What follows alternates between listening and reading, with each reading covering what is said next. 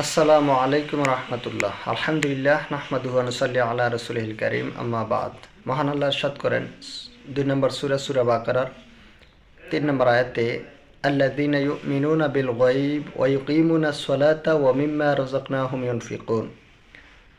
আর যারা অদৃশ্যের উপরে ঈমান আনয়ন করে, অদৃশ্য বলতে আল্লাহ, অদৃশ্য বলতে ফেরেশতা মণ্ডলী, অদৃশ্য বলতে মালাইকা, অদৃশ্য বলতে আল্লাহর নাজিলকৃত যে সমস্ত কিতাবগুলি ছিল সেগুলোর উপরও, অদৃশ্য বলতে নবী রসুলগণের উপর, অদৃশ্য বলতে জান্নাত জাহান্নাম বা পরকালীন জিন্দিগির উপরে যারা ঈমান আনয়ন রাখে বা করে, ওয়া ইউকিমুনাস সালাত, এবং যারা সলাৎ প্রতিষ্ঠা করে, সলাৎ কায়েম করে, ওয়া মিম্মা রাযাকনাহুম ইউনফিকুন, এবং আমি তাদেরকে যে রিজিক প্রদান করেছি তা থেকে তারা ব্যয় করে।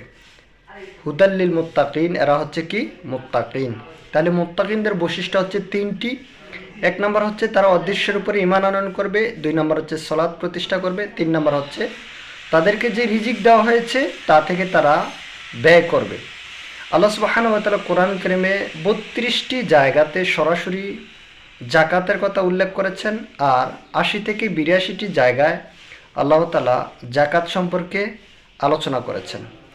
কাজেই জাকাত একটি গুরুত্বপূর্ণ দিক, যা যাদের উপরে এই নিসাব পরিমাণ জাকাত দেওয়ার উপযোগী হয়েছে তারা যদি জাকাত থেকে বিরত থাকে, আল্লাহ সুবহানাহু ওয়া তাআলা তাদেরকে কঠিন পীড়াদায়ক শাস্তির সুসংবাদ দিয়েছেন সূরা তওবাতে।